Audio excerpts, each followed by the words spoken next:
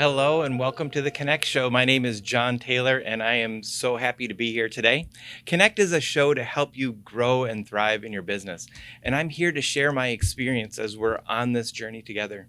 I appreciate that you take the time to join this community and help us grow and thrive. Next level success requires next level thinking. And that's why I'm bringing in experts to talk about the strategy and the tactics.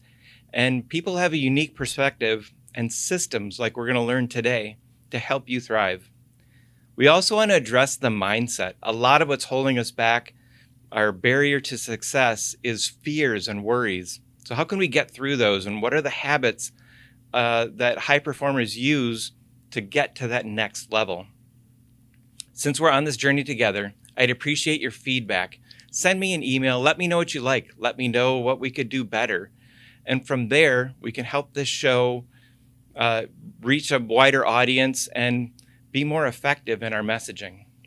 We have a new season starting September 14th with an all-new format, and I'll be sharing more about that in the coming weeks. And at the end of the show, I got a big announcement for you. So please help the community by sharing this show and this network with other people. We want this community to grow so that we can learn and dive into new trends and understand new technologies. So my guest today is Andrea Scott Brown. And for today's quote, I'm going to quote a famous captain, Christopher Pike. And he said, "Be bold, be brave, be courageous." And I think that's a fitting quote for today. So Andrea Scott Brown, tell us a little bit about who you are and what you do. Thank you so much. I'm so excited to be here, John. Thank you for inviting me.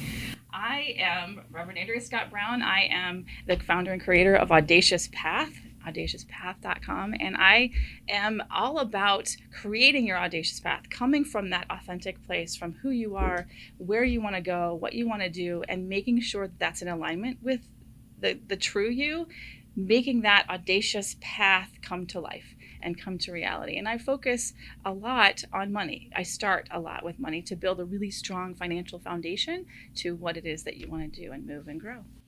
I think that's where this quote comes in so fitting about being bold and being courageous.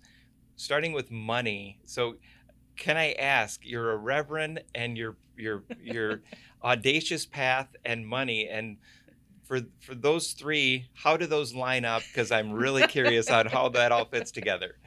Well, so I don't have my own church. This is something that it's a spiritual journey for myself. It was part of my audacious path to have that credential because it was important to me to learn and grow on my own spiritual journey. It was about the learning and growing of my internal path, and so that's how I decided to do that. It was actually, I went through all of the training, I went through all of the coursework, turned it all in, and it took me 9 years from that point to actually sign on the dotted line and say, okay, this is my path and my journey to actually claim the credential of Reverend. It was an interesting path. That is an interesting path. So we're going to admit some more people into the call. So we have some more people coming in. So this is going to be fantastic. When you talk about we always talk about building community. How can somebody have an audacious path and build community? And then when we get done to that, I really want to go into your money course and financial freedom. Sure. But first, how can you align the community, building community, with an audacious path? So I believe that we're all on this journey as an individual pursuing what it is that we truly want, and we can't do it alone. That building a community around us to help support and have someone else honor and help along that journey, it only makes it better. I certainly have learned throughout this pandemic that I can't do everything by myself. Here I'm usually at home, and I wanted to mention my sign next to my desk that I have available when I'm on Zoom at home all the time that says, "Courage. You got this. Love, Andrea." And it's not only just for me, it's for everyone else. So that sense of community can be built from from everything that we do. And if we shut people out, it blocks the flow. I'm all about flow and energy. Money, I think, is energy. We're all about like a vibration, and how are we vibrating, and who do we attract to us? And so when we're on the inside projecting who it is that we want to be, who it is that we want to, how we want to show up, who we want to be in the world, then we're able to really attract the people to us to build that community that resonates with where we want to go, not just where we are today, but that ultimate path of where we want to go in the future. That is a beautiful, a beautiful reference. In my journaling, every morning I journal, and very often I put "be vibrant," I love that. and for me that is, at my highest level when I'm in the flow, that's when I can be my best self, and I can have the best energy, the best response, the best interaction with people. Right. Tell me a little bit about your morning routine, because I'm guessing that you have one. I do. And what does that look like, and how do you get to being in that highest vibration and aligning yourself with your best self? So my morning routine, I call it my first three. It's the first three things I do usually every morning. And when I wake up, I have a daily reader. It's just one page. I make sure that that's something that fills me up and puts me on in the right energy level, understanding it's a spiritual daily reader. It really allows me um, to touch in to go inside, understand what's most important, and then be able to step forward in the next path. The next thing I do usually is something to activate my mind. I have an app that I use every day. It's Lumosity. So several people are familiar with that, but I do those three. It's the free version, so I just do the three puzzles or games that they have, and it activates my mind. And then, like you, I journal. I journal every morning, and I do morning pages. And if you're familiar with Julia Cameron's book, The Artist's Way, that's where that comes from. I journal 3 pages every single day from start to finish. I usually time it. I put a start time and an end time, and it kind of track. Like, I'm just curious, like, how long is it going to take me? And those 3 things, when I do them every single day, I'm at a new level. I'm at a new place where I can actually start and meet the day. Because when I the converse is, when I have had times where I have missed my writing, I just feel off. I just feel like my day there's just something missing. Yeah. And I don't have the same level of vibration or aliveness. Yes. Yeah, they're vitamins for the soul, and if you take them every day, you get, vitamins don't make you feel better tomorrow. They make you feel better next month. Right. And doing this every day is vitamins for the soul to help you feel better in the long run. I love your system, and the thing I always like to share is everybody has their own morning routine, and there's, for you who's joining us today, some of these may work, and some of these they may not. Find your own system, use what other people are doing, try them out, try new things, and in 3 or 6 months your routine may change. Right. And that's good. That's healthy. It means you're growing and you can try new things. I will say, though, that my morning pages have been the thing that has stayed throughout. Yeah. And it's just a brain dump. It can be something. It could be planning my day. It can be anything that's top of mind, or just it can be, I don't know what to write. I don't know what to write right now. I just need to keep writing until I'm finished with the 3 pages. And it has changed. I have volumes. I have composition notebooks that I do 3 pages every day, and I have banker boxes full of them. What do I do with them? I don't know. But I was listening to Penn Jillette of Penn and Teller, and he has been journaling for 30 years, and he gave me the best revelation that I've had in a long time. And he goes back 5 years, 10 years, 1 year. And he said, if I'm writing about the same thing in 5 years, that's something that I really have to get out of my life. That thing that you want to change. And I can also see my growth. And I started doing that, and it was so there's patterns that you see, like, oh, trouble sleeping, or I'm not exercising enough, or I'm not eating the right food.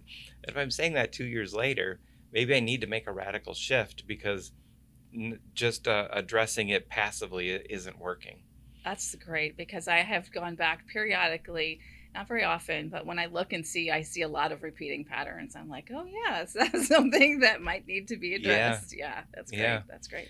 I love you start your day with positive input, and I think that's such an important thing. And you hear on the wise websites or the wise TV shows, don't pick up your phone. And instead of picking up your phone, you're picking up a meditation, a spiritual input that is positive and good. Right. And I think that's such a great thing. And then you're activating your mind, and you use puzzles to do that. Some people, some people walk, some people do yoga, some people meditate, whatever that is. But activating your mind, and just kind of, I like how you're going through that step of really getting your brain started, and your soul started. So you have a great morning routine. Do you have a book that you are reading right now, or that you've read recently, that has really changed your business? I recently reread Essentialism Mm-hmm. by Greg McKeown. Mm-hmm. And that book, it boils everything down. Like, what is essential? What is that thing in your life that it's kind of like the one thing. It's another book that's kind of similar. What's the one thing that, if done, I don't remember the quote exactly, but if you do that one thing, everything else is affected or improved. Mm-hmm. It's the same kind of thing. What's most important to me, or what's most important in my business? And all of those questions are crucial to having that answer, having that be the next step. Let's jump into your program, because I'm really interested in the details about your program. It is the M.O.N.E.Y course, and the M.O.N.E.Y is an acronym. Yes. And it's a path to get out of debt and live on last year's income. Right. I want to know everything about this. So, all right, how much time do we have now? Right, let's dive in. All right, so M.O.N.E.Y is an acronym. M is money mindset. O is opening the books. N is know your numbers. Mm-hmm. E, evaluate everything. And Y is live on last year's income, or that yearly view of your money. Mm-hmm. So we start with money mindset because I think that permeates everything that we do throughout life. Money is what I call the financial foundation, mm-hmm. and it allows us to do, allows us to have resources. It's not about the money, and yet it's all about the money. Mm-hmm. And money is energy.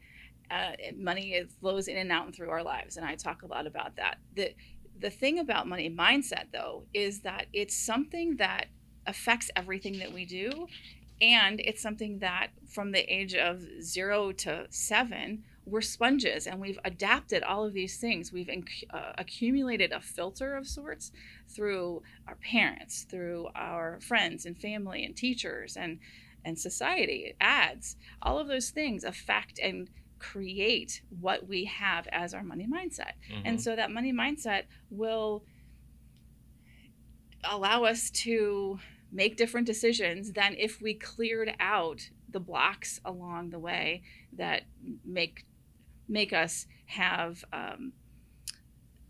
poor decisions about money, or not, or avoiding money. We talk a lot about what is it that helps us improve our money versus how do we become stagnant? And having stagnant money or stagnant anything is not a good path. It kind of gets smelly, right? Right. Yeah, we don't want stagnant. We want that flow. We want that to continue. So let's put that graphic up on Andrea.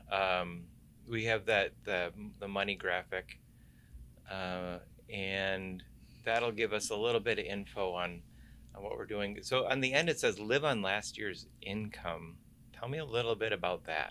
So living on last year's income is not an immediate step. Living on last year's income starts with, what if we live on last month's income? And have you ever heard of the idea that we have too much month left after our money? Well, mm-hmm. let's actually get a little bit of a cushion. And so that cushion looks like we're living on last month's income, and then we can live on 2 months. The money that we made 2 months ago, we're going to spend this month. Mm-hmm. And when we move that line backwards, when we get to the place where we're living on last quarter's money, last 6 months ago or a year, think of the freedom, think of the ability to make choices and what that means for everyday life. It's this, like, the weight is taken off of our shoulders, and it's not necessarily the choice that everyone makes. Not everyone is going to live on last year's income. The reason I chose that is because when I was preparing to leave corporate to build my own business, I made sure that I had at least a year's worth of revenue, or a year's worth of expenses saved, so I felt that freedom. I felt that ability to take the leap, and I did that in October of 2018, and it allowed me to securely and safely build a business that I really wanted to do. Yeah. That's beautiful that we started with the outcome, that emotional outcome. You talked about how you felt and how it was, free, and you're empowered.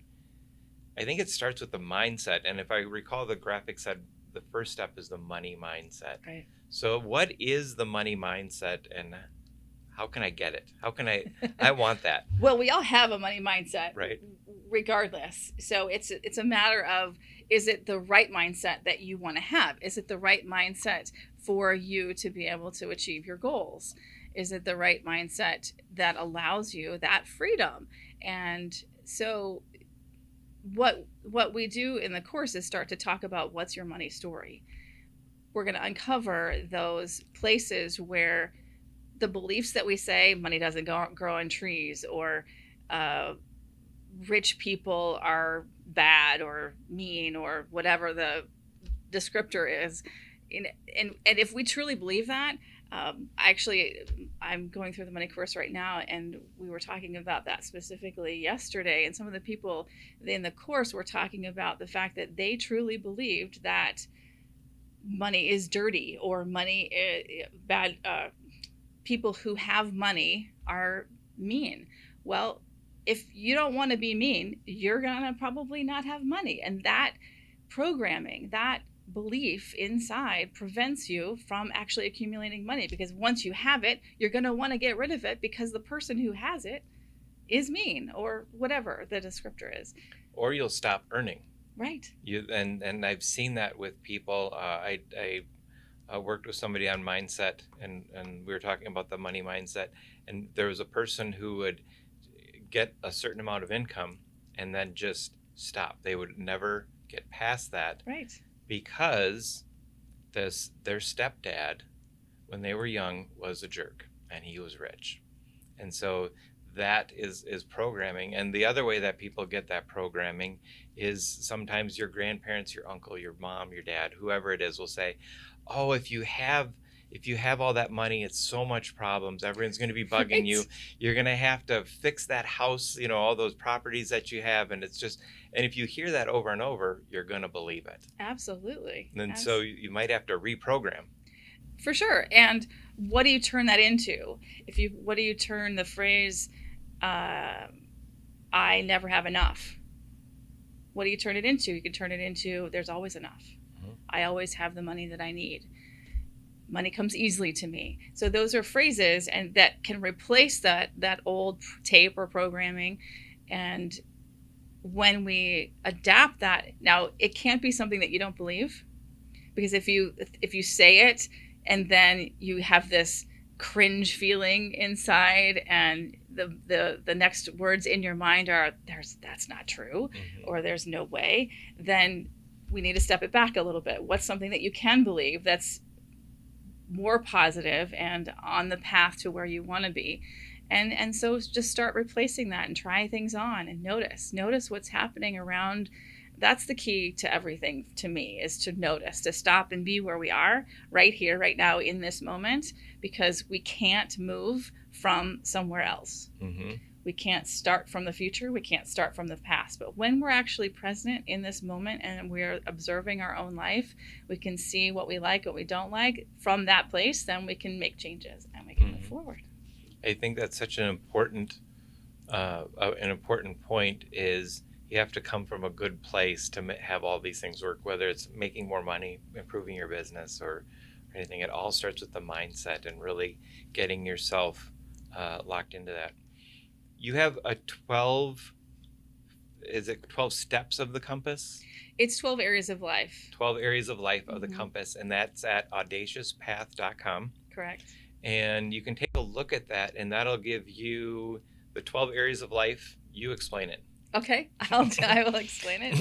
So the Audacious Path Compass is a way to have an assessment, to have, if you've worked with any kind of coach, or if you've ever dealt with anyone who has something called a life wheel, it's similar in its look and in the first application. So you can look at the 12 areas of life, then you can have an assessment of from 1 to 10, how satisfied are you in this particular area.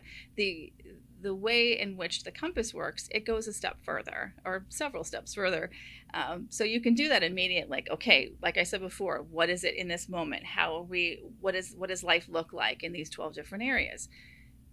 Then you can actually download the compass and go through this. There's an audio that goes along with it. It's like 25 minutes to go through and to really set aside that time to go within, look at these areas and think about, what is it that I really truly want in this area of my life? And it walks you through, because it's not just where we are now, but where are we going to go? And not the how to get there, but when we have that vision of what does the future hold for me, because that's my clear picture of what I want, that's when we can get there. We don't have to know how. We just have to have a clear enough picture that propels us forward to be able to get one step closer, and then new ideas unfold. So we're not tied specifically to even the vision that we have, because what if there's something even better? Let's look at that. Let's be open and aware enough, and in that noticing that I was talking about, every moment as we move forward, to bring new ideas in, to bring a new set of visions for ourselves. But when we hold on to that outcome rather than the negative stuff or what doesn't work, then we're able to actually get there, and get there more quickly and have more fun doing it. Right. It's part of it is the journey getting there. Yes. And having a plan or a map. If anyone's done social media, if you wake up in the morning and say, I'm going to do social media, it's probably not going to be that good. But if you have a plan and a map, okay, I'm going to do social media, and it's going to say this, this, and this. There's a system that you're going to follow. Right. Make your own plan. Right. Then it's an effective strategy, just as anything is. Right. Just like traveling. Right. You say, hey, we're going to go travel. Where are we going to go? Right? And if you don't have a map or a Google, you're going to be somewhere weird. And what do you do when you know where you're going to go? Mm-hmm. You put in the destination. Yep. So Mike Dooley is the well known for talking about this analogy of the GPS. So when you're going to go on a trip, and you know where you're going to go, you don't really know exactly how to get there. You put in the destination, and you don't really truly know that you're there until the last turn. And what's that journey along the way? You can have lots of adventures. And what if you take a wrong turn? What happens? Well, the GPS says, okay, make a legal U-turn, right? Or go back, or if you're off your path, take a left and a right and a left and right, you're back on the path, or the most direct path. But if you took the wrong turn and you had an adventure along the way, you're still going to get to the end result, because that's what's in the map. What's so fun, we take the wrong turn all the time, and we use the sun to navigate our way to places sometimes. And we end up in these little towns in the middle of nowhere, and they have a burger stand, or they have an ice cream stand, right, or something. And then it'll always happen a week later. I'll say, oh, you know what? I was in this really small town, something Mills or something like that, and outside of Kiwani or something, and someone will say, oh yeah, I have a friend who lives there, and then I'll say, oh, I stopped at the ice cream store, and they'll say, oh, Freddy's, and yeah, and we'll just go back, and it always happens That's because right. you took the wrong turn. Right. And that's pretty awesome. And that's the audacious path, right? That is your audacious path. That is the path that we make choices, and it comes up to a result in the moment, and from that point we make another bold. What's the most audacious? That's a great question to ask every single day. What's the most audacious thing I could do today? And that gets you on your audacious path, because can it be scary? Yes. Can it be a little daunting? Can it bring up the unknown? Of course. And those things allow us to live more fully. They allow us to get on that path that will propel us forward to the thing that where we really want to go. And the boiling down the audacious path, it's about courage, clarity, and creation. So it's the courage to be able to garnering the courage to move forward, gaining clarity about what it is that you actually want to do. And that's what we were talking about. Like, what's that end result?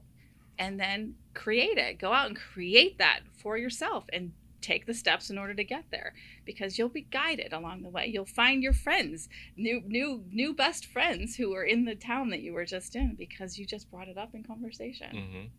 And talking about building community, that's a great way to then build a community and close network of friends that become really close friends. And that's what makes the difference. This we're traveling next week, and I'm going to get my daughter a map, and I'm going to make her navigate the whole way up there. I know I've been there 1,000 times, so I could get there in my sleep, and I think a few times I have, but have her navigate, just because I think it's a forgotten skill. It is. There's she might not even know what a map is. She didn't know what a telephone booth was when she was 6. You talked about starting your day with an audacious path, and I think we have a really cool graphic that we can put on the bottom of the screen with a 2-shot to start our conversation with Michelle on what is the next step on your audacious path, and expand a little bit on that with what you talked about starting your day. Sure. So we can ask, what's the most audacious thing that you can do today? Or we can say, what's the next step on your audacious path? So they can be used interchangeably. And if you look at the audacious path compass, it gives you those 12 areas of life. You could say, okay, what area do I want to make a change? What area is most important for me to focus on right now? And it's just a compass or a guide or a way in which you can answer that question for yourself. So it can be, it depends on where you are and which question you want to use. Mm-hmm.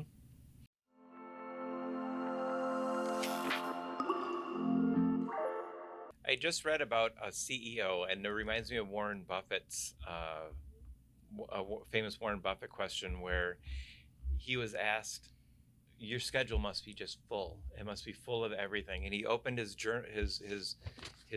book up, his planner, his calendar. He does it by hand, writes it, and it was empty. He has lots of time, and he said, "Oh no, that's important time for me, because I need that time to think. I need that time to process." And everybody's blank time is different. Mm-hmm. And I think Michelle talked about she's redoing her morning and evening routines and getting those. That's great. That just having that time that's a big, huge move. That's a big step. And I think we get so programmed into being busy that we have to do something, like my schedule's full and all these things are happening, but having blank time is good. It is. It's really good.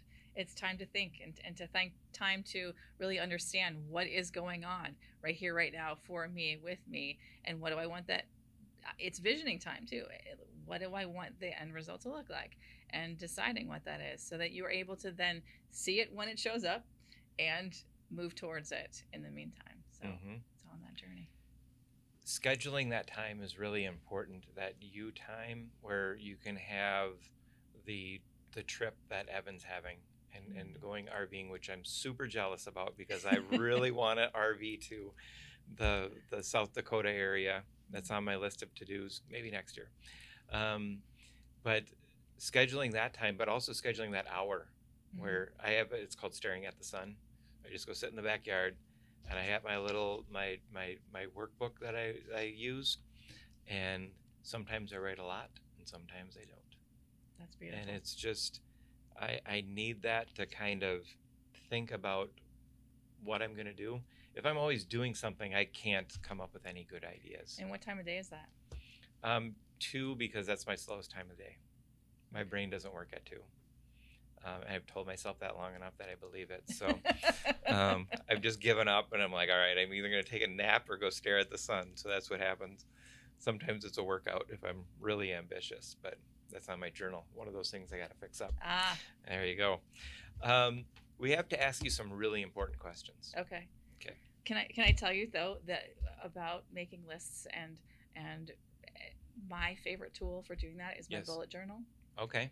I love another book is the Bullet Journal Method by Ryder Carroll, who created the bullet journal method and wrote the book on it, literally. But having a blank book to do with it, and it becomes my planner. I carry it with me everywhere. I have it right here, and it's the place to jot down anything and everything. And if you go on the internet and you start looking at bullet journals, you're going to see lots of beautiful pages and gorgeous designs and all. That's really not the boiled down version of the bullet journal. Go to bulletjournal.com and see the very simple method of just making a list for the day, and you bullet things out, what you want to do for the day, the little designations, make it super simple. Rapid logging is what he calls it. And getting it all out and on the page, and you know where it is. It's not in 50 different places. It's not on sticky notes all around the house. It's all in the bullet journal, and I love it. Yes. Everybody, and I think this is beautiful that we're talking about a tactile journaling, note-taking device, because in previous episodes we've talked about CRMs, Evernote, OneNote, the Apple Notes. Everybody has their own method. Right. Finding your own method is really important. You can have both. I'm a both person. I'm a both person too. I have my Evernote and then I have my journal because I need pen on paper, and I need a particular kind of pen. Do you have a particular kind of pen? I do. I love the G7s. Right. The G2. Yep. 0.07. Yes. That's what it is. G2. Yes. Yeah, I got them mixed up. Yes. Right. I also love this pen, the Tool. Oh, pen. Yeah. I use them both, and they're just. It's one of those 2 pens because there aren't any others. Yeah, it's just like the way the ink smooth, feels. Yes. And you can kind of doodle a little bit, and it's pretty cool. If you have one day, let's talk about your one day of improving your business. You're allowed to use your bullet journal. Okay. Any type of phone, computer, whatever you would like. What would that day look like for just improving your business? It would be a lot of phone calls. It would be reaching out to people, maybe past clients and other colleagues who I hadn't talked with in a while, just to touch base and to let them know what I'm up to. I think it might also include emails to do the same thing. It would be a lot of reaching out, though. That would be the important piece. Can you do that now? I can. You can? Cool. Let's ask you another question.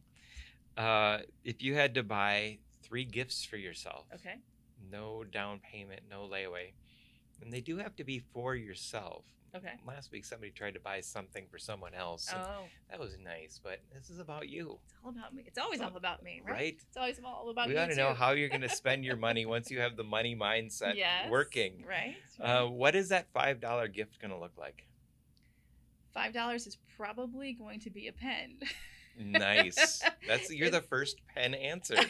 This is great. I was thinking, I would probably peruse. I would go to an art store and I would peruse the nice pens. You can only buy so much for $5, but it would be some sort of an art kind of or writing instrument.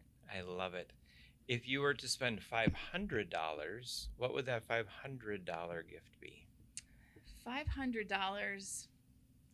I've been focusing or thinking, I haven't done it yet. I've been thinking a lot about my house. I think I would buy painting supplies and paint as much as I could of my house inside. Mhm. I think that would be physically a great exercise, and it would have a really nice end result. I think you can buy a lot of paint for $500. And all the supplies and maybe Yeah. somebody to help me. Yeah, that's now we're talking. I like that. Now we're plan. talking. If you were to spend that $5,000, what would your $5,000 gift for yourself be? I'm still on this home thing. I would get as much new flooring in my house as I could. Wow. Yeah, I think you can get a lot. I don't know how much. I don't know the going rate on flooring. I don't either, which is why I'm not sure. And if it wasn't a pandemic, I would probably take a trip. I'd leave house at home and then figure that out later, and I'd go take a trip. Let's talk about that trip. Okay. Where would you go on your trip? I would love to go to the UK and probably even go further north, go to Ireland, Northern Ireland, and kind of look at the rolling hills, the green pastures, and get a sense of that. I've been to Europe, but I did not ever get to England.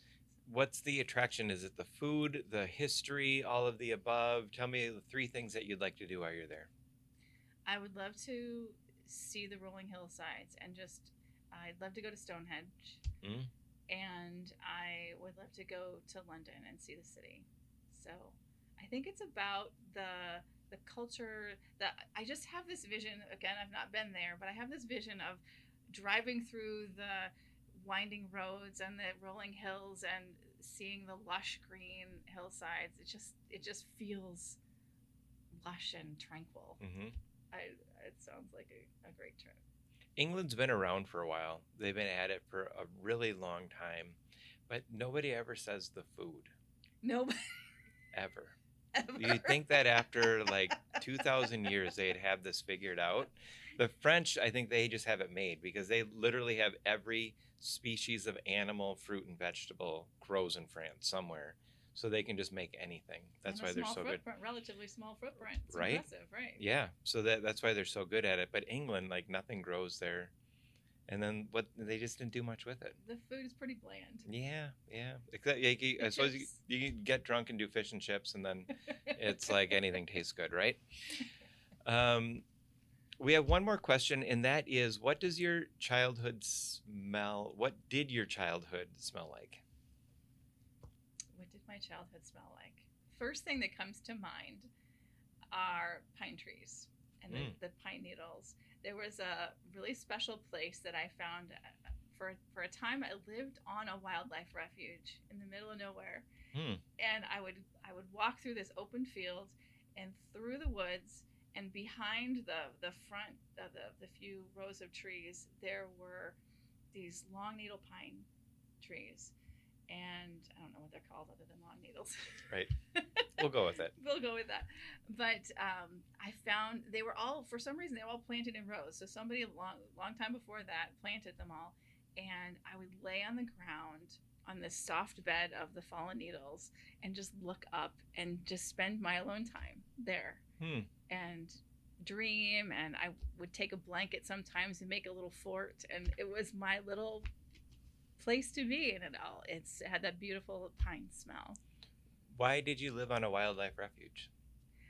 My mother worked for the government and she was transferred there, and we lived actually on the place where she worked, and it was in the middle of nowhere in western New York State. That's a whole other episode. I've got more stories than you can imagine. I'm looking forward to them. This has been a wonderful show. Thank you. And it's been wonderful to have you here. Thank you. Really nice to be here. We have a big announcement that we're going to be expanding the show. And Tracy Champagne, who is on the call with us, is going to be my co-host. And together we are going to just make this. Rocket. We're gonna rock it. That's what we're gonna do. But we have a whole new format. We're gonna have a number of guests on.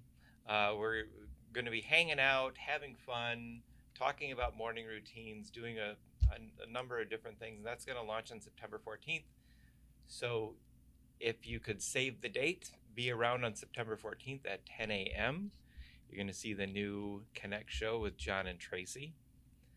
Tracy, tell us what the show is going to be about. Oh, geez, you're putting me on the spot again. Uh-huh. Oh, it's going to be about, we're going to have some guests that come on the show. We're going to have 2 guests every week. We're going to discuss small business challenges, mindset, social media, all that good stuff. Like if you're getting stuck or if you're starting a new business.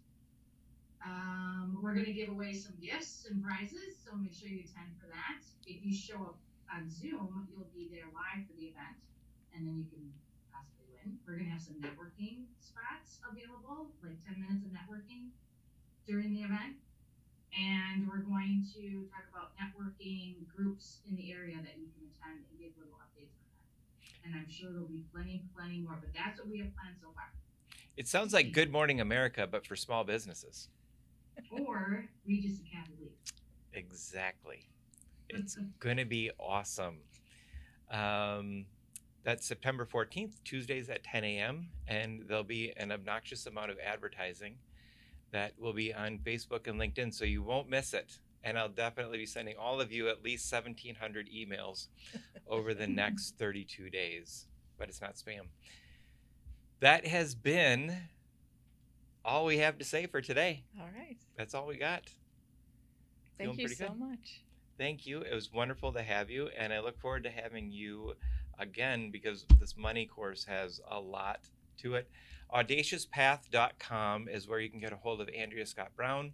There's more information, including your compass, and you have the money course is actually a course, correct? Yes. Yeah. Ongoing right now and having so much fun. Yes. More information at AudaciousPath.com. And until next week, have a wonderful day. Be bold, be brave, be courageous.